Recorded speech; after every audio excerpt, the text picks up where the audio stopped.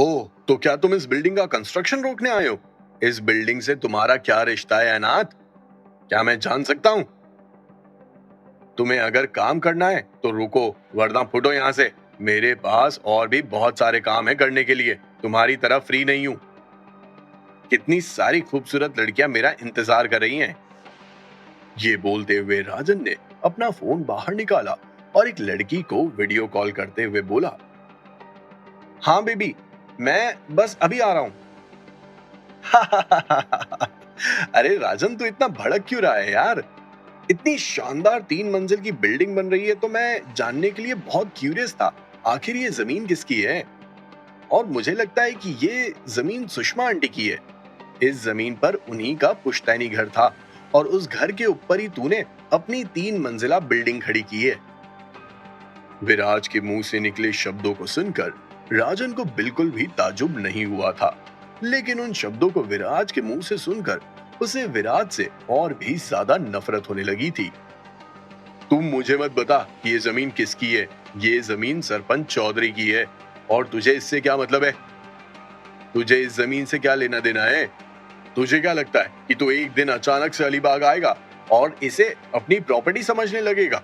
अनाथ कहीं का, चल दफा हो यहां से और सपने देखना बंद कर। राजन ने सभी के सामने विराज की बेइज्जती कर दी थी। क्या कहा तुमने? जितिन, जो विराज के ठीक पीछे खड़ा था, जब उसने राजन के मुंह से निकले उन शब्दों को सुना तो उससे रहा नहीं गया और तुरंत ही गुस्से में उसके कदम राजन की तरफ बढ़ने लगे थे। जितिन की हरकत इतनी तेज थी कि राजन को संभलने का मौका ही नहीं मिल पाया। जितिन के धक्के ने राजन को पीछे की तरफ धकेला और उसका बैलेंस बिगड़ गया और राजन भाई साहब अपने कूल्हों के बल सीधा जमीन पर गिर पड़े थे। ओ वाह विराज, इसका क्या मतलब हुआ? तुम यहाँ मुझसे लड़ाई करने आए हो? इस बिल्डिंग में जितने भी वर्कर्स काम कर रहे हैं वो सारे मेरे ही आदमी हैं। मेरी एक आवाज से वो सब अभी यहाँ इकट्ठा हो जाएंगे और अगर ऐसा हुआ तो तुम दोनों यहाँ से जिंदा नहीं जा पाओगे। हालांकि जिन वर्कर्स के बारे में राजन बात कर रहा था वो राजन की बात सुनकर बिल्कुल भी खुश नजर नहीं आ रहे थे, क्योंकि वो सब अपने आप को राजन का आदमी नहीं मानते थे। राजन देख, मुझे तुझसे कोई लड़ाई झगड़ा नहीं करना है। तूने कहा कि ये जमीन अलीबाग के सरपंच चौधरी की है। तू बुला चौधरी को, मुझे उनसे अभी कुछ जरूरी बात करनी है। जैसे ही विराज के मुंह से ये शब्द बाहर आए वैसे ही राजन ने मुस्कुराते हुए कहा, सरपंच चौधरी को मैं यहाँ बुलाऊं? अबे तू क्या पागल वागल हो गया है? तुझे लगता है कि तेरे बुलाने से चौधरी यहाँ आएगा? अबे अपनी शक्ल देख। अच्छा फेशियल करा और घर जा। आ जाता है कहीं से उठकर। जैसे ही राजन ने अपनी बात कही वैसे ही जितिन ने आगे बढ़कर उसके गाल पर सटाक की आवाज के साथ एक जोरदार थप्पड़ जड़ दिया था। उस थप्पड़ ने राजन के गाल को लाल तो कर ही दिया था, साथ ही साथ उसका चेहरा सुन्न पड़ गया था। कंफ्यूज्ड हालत में अपने दिल में गुस्सा लिए राजन ने कहा, तूने तूने मुझे थप्पड़ मारा? तेरी हिम्मत भी कैसे हुई मुझे थप्पड़? इससे पहले कि राजन अपनी बात खत्म करता, जितिन ने एक बार फिर से उसके गालों को सुजा दिया था और दूसरे थप्पड़ की गूंज ने राजन को हिला के रख दिया था। इस बार जितिन के हाथ की ताकत भी ज्यादा थी और राजन सीधा जमीन पर जाकर बैठ गया था। उसका हाथ उसके चेहरे पर था और लंबे समय तक राजन शौक से बाहर नहीं आया था। राजन, क्या अब सरपंच चौधरी को कॉल करके यहां बुलाएगा? वैसे तो राजन गुंडा था और लड़ने के मामले में कभी पीछे नहीं हटता था, लेकिन इस बार जब उसका सामना जितिन से हुआ और जब राजन को जितिन की ताकत का अंदाजा हुआ तो राजन सदमे में चला गया था। पहली बार उसका सामना किसी ऐसे ओपोनेंट से हो रहा था। राजन जानता था कि अगर उसने कुछ भी किया तो जितिन उसे मारने की भी औकात रखता था और ऐसे में राजन अलीबाग में अपने बनाए हुए वर्चस्व को खोना नहीं चाहता था। तुम दोनों बहुत गलत कर रहे हो विराज, तुझे इसकी कीमत चुकानी होगी। जैसे ही राजन के मुंह से ये शब्द बाहर आए वैसे ही जितिन ने अपने 2 कदम राजन की तरफ बढ़ाए। जितिन को फिर से अपनी तरफ बढ़ता हुआ देखकर तुरंत ही राजन ने कहा, रुको, मैं अभी चौधरी को कॉल करता हूं। ये बोलते ही राजन ने अपना फोन बाहर निकाला और सरपंच चौधरी का नंबर डायल कर दिया था। सरपंच चौधरी का असली नाम गोपी शंकर चौधरी था, जो अलीबाग का सरपंच था। भले ही उसके नाम में भगवान शंकर का नाम था, लेकिन उसके बाद भी अलीबाग की कई सारी गोपियों के साथ उसके चक्कर चलते रहते थे। वैसे तो उसकी उम्र 50 साल से ज्यादा की थी, लेकिन रोज अखाड़ा करते हुए उसने अपना शरीर फुला रखा था। पहले अलीबाग के सरपंच गोपी शंकर के पिताजी थे। बहुत अच्छे और सभ्य इंसान थे, लेकिन ये गोपी शंकर उनका पूरा ऑपोजिट था। गोपी शंकर के पिता के देहांत के बाद गांव वालों को लगा कि उनका बेटा इस गांव का काफी भला करेगा, और गांव वालों ने गोपी शंकर चौधरी को अपना सरपंच चुना। लेकिन गोपी शंकर ने तो इस गांव में ऐसे ऐसे कांड किए और अपनी ऐसी फौज इकट्ठी की कि अब तो गांव वाले गोपी शंकर का नाम सुनते ही कतराते हैं। किसी की भी जमीन पर कब्जा करना तो किसी और की बीवी पर कब्जा करना, ये गोपी शंकर चौधरी के मुख्य काम थे। पूरा गांव गोपी शंकर के खिलाफ था। कोई भी उसे पसंद नहीं करता था, लेकिन पहुंच होने के कारण कोई भी सरपंच से पंगा नहीं लेता था। एक और कारण था कि कोई भी गोपी शंकर चौधरी से उलझना नहीं चाहता था, क्योंकि गोपी शंकर के ऊपर भी कोई और था जिसके बारे में किसी को भी नहीं पता था। लेकिन वो इतना पावरफुल था कि उसकी छत्र छाया में रहते हुए गोपी शंकर की हिम्मत पूरे अलीबाग में बढ़ती ही चली गई। इस वक्त गोपी शंकर चौधरी अपने घर में आराम से सोफे पर बैठा था, टीवी देख रहा था और काले अंगूर का आनंद ले रहा था। अगले महीने उसके बेटे की शादी होने वाली थी। घर में सिर्फ बहू ही नहीं, बल्कि खूब सारा दहेज भी आ रहा था। इस वजह से गोपी शंकर कुछ ज्यादा ही खुश था।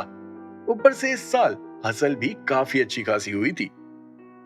उसका मेन ऑक्यूपेशन तो खेती ही था, लेकिन खेती के अलावा भी वो कई ऐसे काम करता था जिससे उसकी काली कमाई होती थी। अपने बेटे की शादी के लिए उसने 2 से 3 करोड़ रुपए रख रखे थे, इस उम्मीद में कि वो जितने खर्च करेगा उससे 2 या 3 गुना तो उसकी बहू अपने घर से ही लेकर आ जाएगी। इसी साल गोपी शंकर के पिता नारायण चौधरी की मौत हुई। अब वो इस गांव के एक्स सरपंच थे, इसीलिए गोपी शंकर को काफी खर्चा करना पड़ा था। ऊपर से इसी साल उसके बेटे की शादी भी होने वाली थी। डबल खर्चा होने वाला था। इसीलिए गोपी शंकर चौधरी ने दूर की सोचते हुए सारे काम किए थे। जिस घर में अभी गोपी शंकर चौधरी खुद रहते थे, उस घर में उनका बेटा नहीं रहना चाहता था। वो अपनी होने वाली बीवी के साथ अलग शिफ्ट होना चाहता था। अब गोपी शंकर चौधरी ने सोचा कि अगर वो मुंबई जैसे बड़े शहर में जाएगा तो कम से कम 1 से 1.5 करोड़ रुपए का उसे घर नहीं मिलेगा। अगर गोपी शंकर ने इतना खर्चा कर दिया तो नंगा नहाएगा क्या और निचोड़ेगा क्या। इसीलिए गोपी शंकर चौधरी ने तय किया कि वो अपने बेटे को अलीबाग में ही एक नया घर बनाकर देंगे। अलीबाग में भी जमीन की कीमत आसमान छू रही थी। ऐसे में गोपी शंकर चौधरी खर्चा नहीं करना चाहते थे, और अगर वो खर्चा नहीं करना चाहते थे तो फिर कोई दूसरा जुगाड़ देखना चाहते थे। जैसा कि हर पॉलिटिशियन सोचता है और करता है, गरीब का पैसा खाना, उसका हक मारना, ऐसा ही कुछ गोपी शंकर चौधरी ने भी किया। जब गोपी शंकर चौधरी को पता चला कि सुषमा आंटी को गांव में आए हुए कई साल हो गए और किसी को भी नहीं पता कि वो जिंदा है या परलोक सिधार गई है, तो तुरंत ही गोपी शंकर चौधरी ने फर्जीवाड़ा करते हुए सुषमा आंटी की जमीन को अपना बनाया और फुल स्पीड में उस घर को तोड़ते हुए उस जमीन पर 3 मंजिला बिल्डिंग बनाने का काम शुरू करवा दिया था। गोपी शंकर चौधरी ने इस काम को करने के लिए ऐसे लोगों का इस्तेमाल किया जो पहले से ही गलत कामों में थे। गोपी शंकर चौधरी की जेब से उस जमीन का एक पैसा भी नहीं लगा, और बस सुषमा आंटी की जमीन को हड़पते हुए उस पर नए मकान बनाने का सिलसिला शुरू हो गया था। लेकिन गोपी शंकर चौधरी, हमारे सरपंच साहब, ये नहीं जानते थे कि उनके लिए विराज नाम की मुसीबत आ रही थी, जो सुषमा आंटी को अपने साथ लेकर आ रही थी। गोपी शंकर चौधरी तो मस्ती से अंगूर खाते हुए अपने बेटे की शादी की तैयारियों में और ज्यादा से ज्यादा पैसे कैसे कमाए जाएं, बस यही सोच रहे थे, जिससे शादी में थोड़ा खर्चा कम हो। सब कहते हैं कि मेरे पास पिताजी जैसा दिमाग नहीं है, लेकिन कोई ये नहीं जानता कि मेरा दिमाग उनसे ज्यादा बेहतर है। मैं वो सब कुछ कर सकता हूँ जो पिताजी कभी नहीं कर पाए। अंगूर खाते हुए गोपी शंकर चौधरी ने कहा। जब गोपी शंकर चौधरी की बीवी ने वो शब्द सुने तो तुरंत ही अपना मुंह खोलते हुए बोली, अब बस भी करो, अपनी तारीफ करते हुए तुम थकते ही नहीं हो क्या? और क्या दिमाग चलाया तुमने? एक बुढ़िया की जमीन खा गए। कल को वो बुढ़िया इस गांव में आएगी, तब तुम क्या करोगे? कहां से लाकर दोगे उस बुढ़िया को जमीन? क्या मेरे बेटे के घर में रहेगी वो बुढ़िया? बुढ़िया वापस आएगी? तुम पागल हो गई हो। उसको गए हुए कई साल बीत गए हैं। एक बार भी वो इस गांव में नहीं आई। किसी को पता भी नहीं है कि वो जिंदा भी है या मर गई है। और मुझे भी लगता है कि वो मर गई है। अगर वो नहीं भी मरी है तो भी कानून के हिसाब से कुछ रूल्स होते हैं। अगर कोई इंसान 4 साल तक गुमनामी की जिंदगी जीता है तो कानून उसे मरा हुआ घोषित कर देता है। अगर इस रूल के हिसाब से देखा जाए तो उस बुढ़िया को गांव में आए हुए 8 या 9 साल हो गए। कानून की नजरों में 2 बार मर चुकी है वो। और अगर वो इस गांव में आई तो तीसरी बार मैं उसे मार दूंगा। जैसे ही गोपी शंकर चौधरी के मुंह से ये शब्द बाहर आए, वैसे ही उनकी बीवी ने होठों पर अपनी उंगली दबाते हुए कहा, आहिस्ता बोलिए, ये सारी बातें ऐसे जोर जोर से मत बोला करो। कितनी बार कहा है कि दीवारों के भी कान होते हैं। अगर किसी ने सुन लिया तो कुछ करो या ना करो, मेरे लिए मुसीबत खड़ी हो जाएगी। अपनी बीवी का नर्वस चेहरा देखते हुए तुरंत ही गोपी शंकर चौधरी ने हंसते हुए कहा, कितनी डरपोक है रे तू। पता नहीं मेरे गले कहां से पड़ गई। तेरी वजह से हमारा बेटा भी डरपोक है, लेकिन इस घर में बहू ठीक आ रही है। मुझे लगता है कि मेरी और उसकी अच्छी बनेगी। जैसे ही गोपी शंकर चौधरी ने ये कहा, वैसे ही उन्होंने देखा कि उनकी बीवी का हाव भाव पूरे बदल गए हैं। अपनी बीवी को खुश करने के लिए तुरंत ही गोपी शंकर चौधरी ने मुंह खोलते हुए कहा, पूरे अलीबाग का मैं किंग हूं और तू क्वीन है। तो फिर हमें डरने की क्या जरूरत है? हमारी पावर के सामने किसी और की पावर की क्या ही औकात। तुम जिसे पावर समझ रहे हो ना, वो पावर नहीं है, धोखा है, धोखा। उस जगह पर इतना घमंड करने की जरूरत नहीं है, क्योंकि वो जगह तुम्हारी नहीं है और मैं क्वीन हूं। तो फिर अलीबाग की औरतों के साथ में घूमना बंद कर दो ना, आए बड़े। ये बोलते हुए गोपी शंकर की बीवी वहां से चली गई थी। वैसे तो उसे अपने पति पर पूरा भरोसा था, लेकिन उस जगह को लेकर, यानी सुषमा आंटी की जगह को लेकर, उसे अभी भी काफी अजीब लग रहा था। अबे पागल औरत, तू जानती क्या है? इसे ही तो राजनीति कहते हैं। पिताजी ने जो कुछ भी किया उससे हमें क्या मिला, और जो मैं कर रहा हूं उससे देख तुझे क्या मिल रहा है। एक दिन मैं मुंबई शहर भी पहुंच जाऊंगा और वहां का सबसे अमीर आदमी बनकर दिखाऊंगा। अपनी बीवी से 2 शब्द कहने के बाद गोपी शंकर चौधरी फिर से अंगूर के मजे लेने लगे थे। साथ ही साथ उन्होंने एक सिगरेट जलाई ही थी कि तभी अचानक से उनका फोन बजने लगा था। किसका कॉल था? क्या वो कॉल राजन का था? क्या बात करेगा राजन? क्या गोपी शंकर चौधरी राजन के कहने से वहां जाएंगे? क्या होगा जब गोपी शंकर चौधरी को पता चलेगा कि सुषमा आंटी अभी जिंदा है? गोपी शंकर चौधरी का क्या रिएक्शन होगा और वो क्या करना चाहेगा? क्या गोपी शंकर चौधरी सुषमा आंटी और विराज को दबाने की कोशिश करेगा?